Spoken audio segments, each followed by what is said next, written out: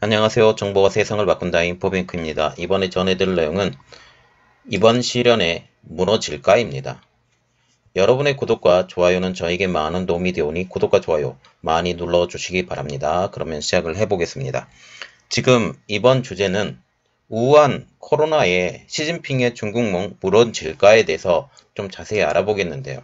먼저 알아보기 전에 이런 내용이 있어서 올려드립니다. 의사를 만나는 데만 8시간, 8일 후 사망에 대해서 조금 알아보는데 여기에 주인공이 우첸이라는 사람이에요. 우첸의 어머니가 코로나 바이러스에 걸렸는데 이 내용에 조금 이 팩트를 가지고 한번 이야기를 해드리겠습니다.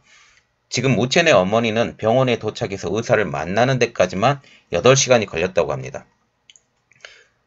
진단했던 의사는 우한 폐렴이라는 것에 대해서 99% 확신을 하였으나 고열과 낮은 산소도로 신음하는 64세 그녀에게 줄 침대가 없어서 2곳 이상의 병원을 전전하게 됐죠.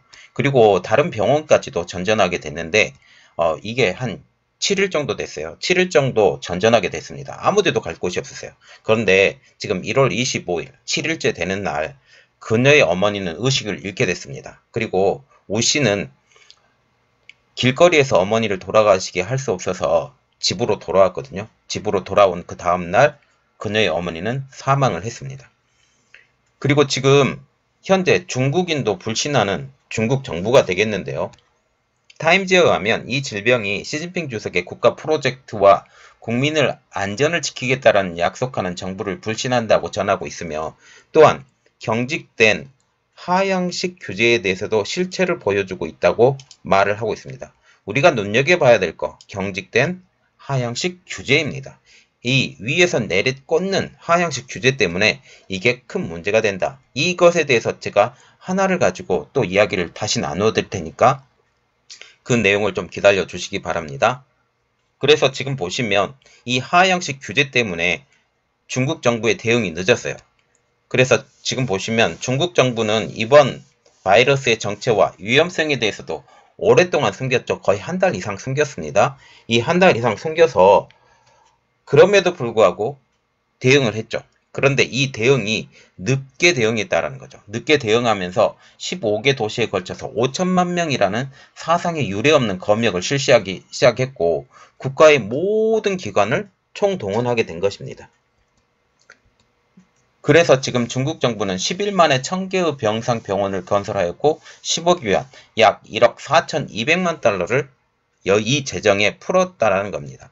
그러면서 지금 현재 불투명한 중국 정부에 대해서 조금 알아보는데 현재 중국 정부에서 제일 처음 이 발병의 실체를 보도한 의사가 체포가 됐습니다.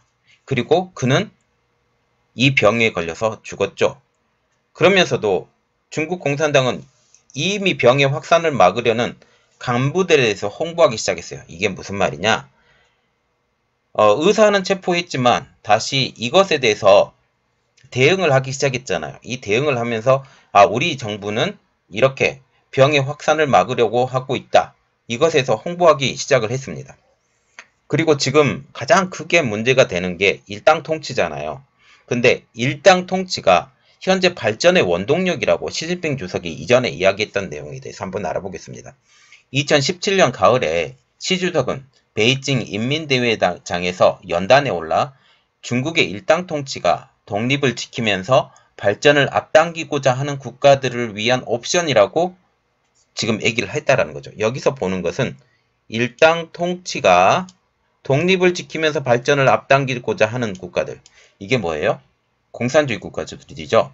말하자면 독재 국가들에게 일당 통치는 반드시 필요한 것이다 라고 지금 얘기를 한다라는 거죠. 이것 때문에 자기는 일당 통치를 계속하겠다라는 의미로 지금 말을 하게 됐다라는 겁니다. 그래서 지금 그 연설 이후에 몇 년 동안 중국은 중국 스스로의 자만심을 가지고 있었으며 도널드 트럼프 미국 대통령 하에 혼란스러운 분위기와 다자간 세계 질서의 붕괴가 더욱더 커지게 됐죠. 특히 가장 큰 문제가 됐던 게 도널드 트럼프예요. 도널드 트럼프 대통령이 이 일당 독재에 대해서 막으려고 했고 이것에 대해서 이제 다자간 세계 질서가 붕괴까지 이루어졌습니다.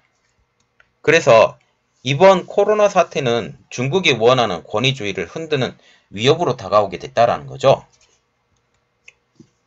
그러면서 지금 이 코로나 바이러스가 가장 크게 문제가 되는 게 건강에 위협이 돼요. 어떻게? 코로나19는 중국에서 매일 2,000명을 감염시키고 있으며 최소 25개국까지 확산이 됐죠. 그런데 지금 현재는 거의 꺾어져 가는 그래프가 지금 나오고 있습니다. 어쨌든 이렇게 됐었죠. 세계보건기구 WHO는 글로벌 건강 비상사태를 선포했고 그리고 그 두려움은 지금 현재 건강에만 국한이 되지 않았어요. 지금 현재 보시면 그 코로나 바이러스가 어떻게 됐냐? 뭐 오늘 날짜로 보면 오늘 날짜가 21일이죠.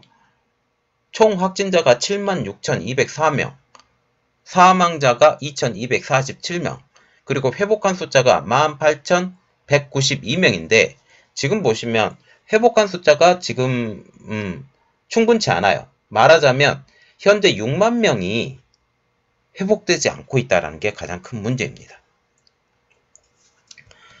이러한 문제 때문에 가장 크게 위협을 받는 것, 세계 무역이죠.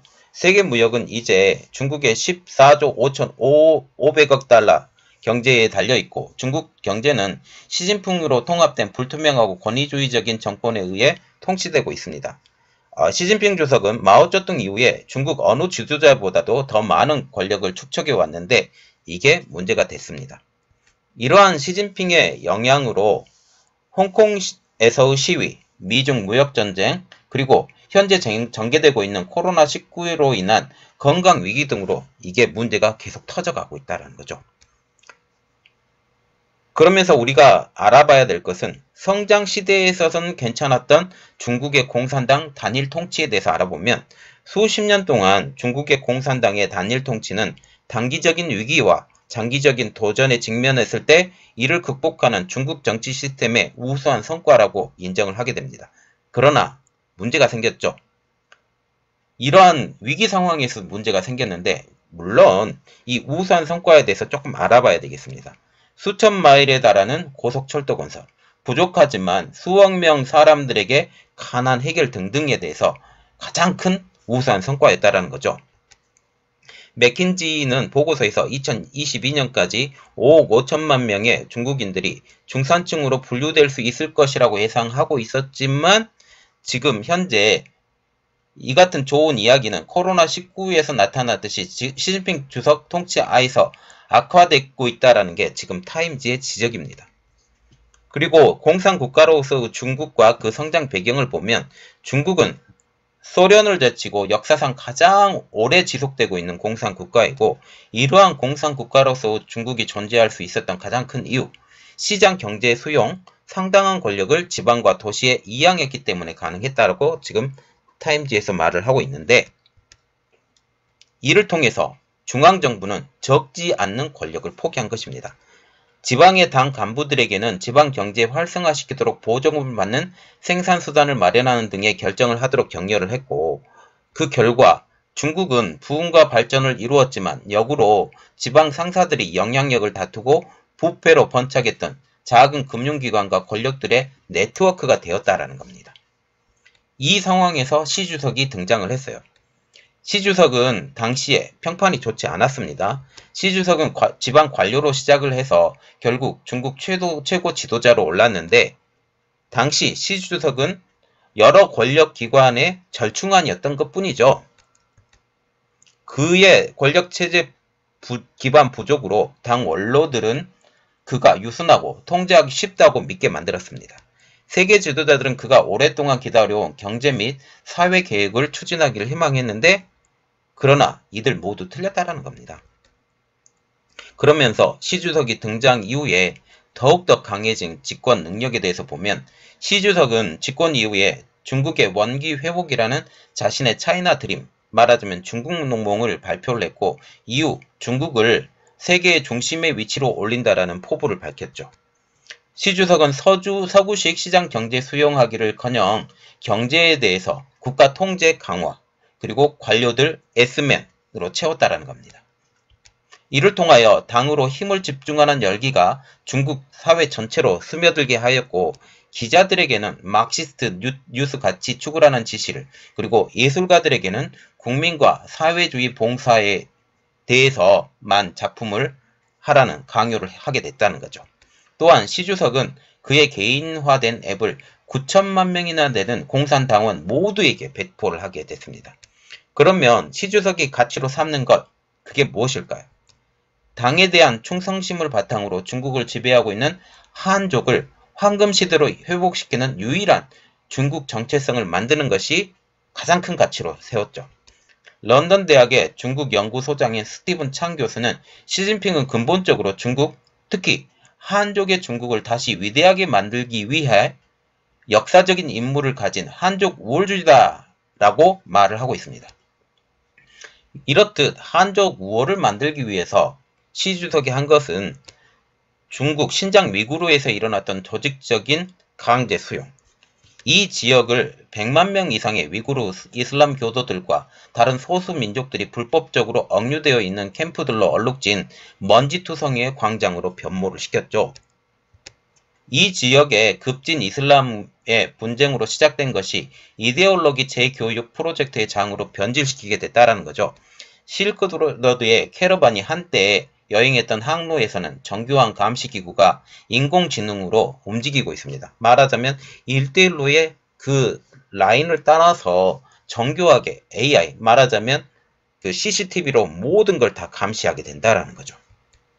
모든 행동의 알고리즘에 의해서 감시되고 기록되고 판단이 된다는 거죠. 그리고 또한 이데올로기에 반한다고 평가된 사람들은 교정을 위해서 보내지고, 이에 대해서 트럼프 대통령은 무역전쟁에서 잠정 합의안을 협상하면서 신장 캠프에 대해서 일절 함구했고, 카자흐스탄을 통해서 이곳에 대한 견제를 지금 노력 중입니다.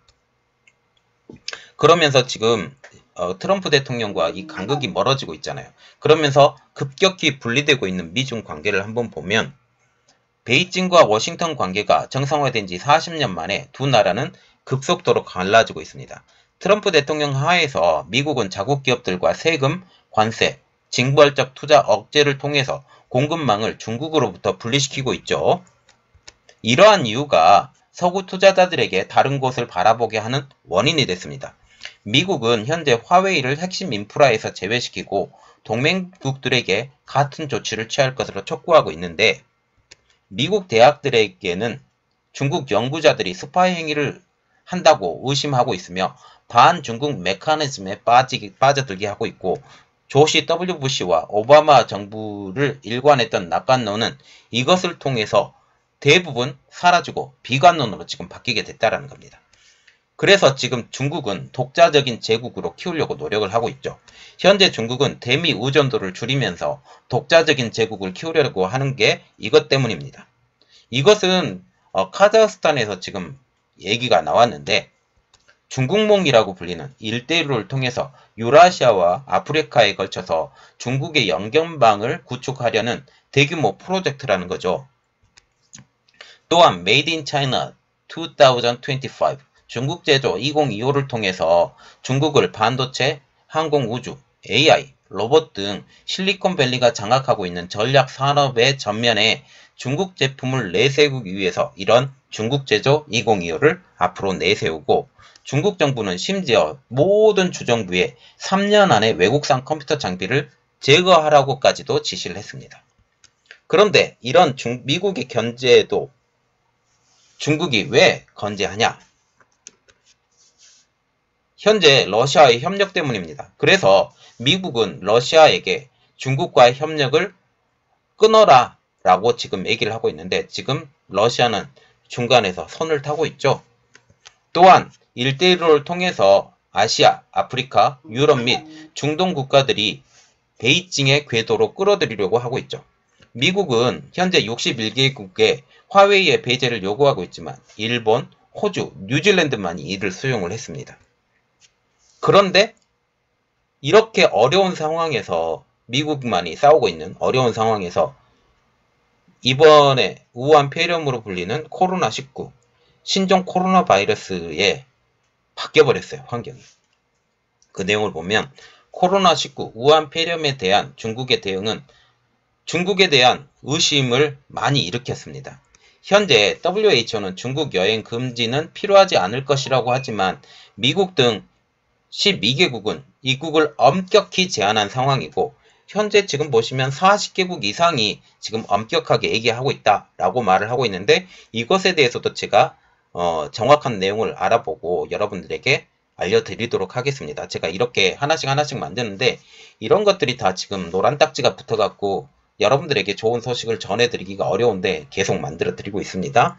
어쨌든 본론으로 들어가서 또한 시주석의 하향식 통제 시스템은 드디어 단점을 드러내고 말았죠. 아무도 고위층이 말할 때까지 행동하지 않았고 모든 사람들이 지도자를 만족시키기 위해서 극도로 과잉 반응을 보였던 것입니다. 처음 발병할 때에는 은폐 모드에서 시주석이 언급 후에 과잉 대응으로 지금 바뀌게 된 것이죠. 시주석도 발병이 시작한 지 처음에는 저자세로 보였다가 설 이후 8일 동안 공개석상의 모습도 드러내지 않았습니다.